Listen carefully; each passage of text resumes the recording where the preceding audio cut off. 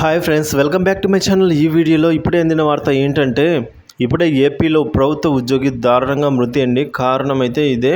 So మరి ఆ కారణాలు ఏంటి వీడియోలో తెలుసుకుందాము. వీడియో ఎక్కడే కానీ స్కిప్ చేయకుండా ఎండ్ వరకు చూడండి, అప్పుడే పూర్తి ఇన్ఫర్మేషన్ అర్థమవుతుంది. అలాగే వీడియో నచ్చినట్లయితే లైక్ చేయండి. సో ఇలాంటి వీడియోస్ కోసం మన ఛానల్ని సబ్స్క్రైబ్ చేసుకోండి. ఇక విషయానికి వచ్చినట్లయితే ఉపాధ్యాయుని ప్రాణం తీసిన రహదారి అండి. గుంతల రోడ్డు మరో ప్రాణాన్ని బలి తీసుకుంది అనడంలో ఇదే అండి. సో తాతయ్య వద్ద ఉన్న తన పిల్లలను తీసుకొచ్చేందుకు బయలుదేరిన తండ్రిని పొట్టన పెట్టుకుని ఆ కుటుంబానికి తీరని దుఃఖం అయితే మిగిలించిందండి ఈ ఘటన వచ్చేసి బాపట్ల జిల్లా ఎద్దనపూడి పోలూరు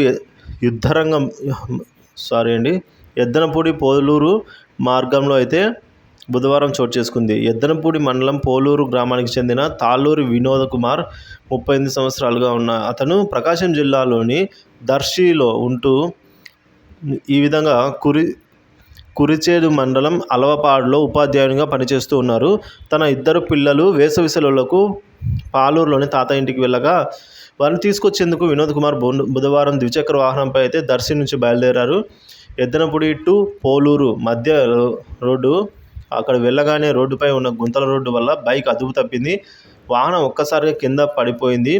వినోద్ కుమార్ తల రోడ్డుకు గట్టిగా తాకింది.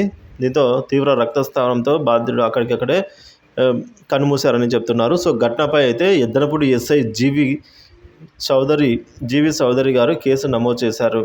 సో మార్టూరు పర్చూరు ప్రధాన రహదారి అయినా కూడా సో ఈ రహదారి అధ్వానంగా ఉంది. సో దీనివల్లనే ఇలా ప్రమాదాలు అయితే చోటు చేసుకున్నాయని ఎస్ఐ జీవి చౌదరి గారు అయితే ఈ విధంగా చెప్పుకొచ్చారు.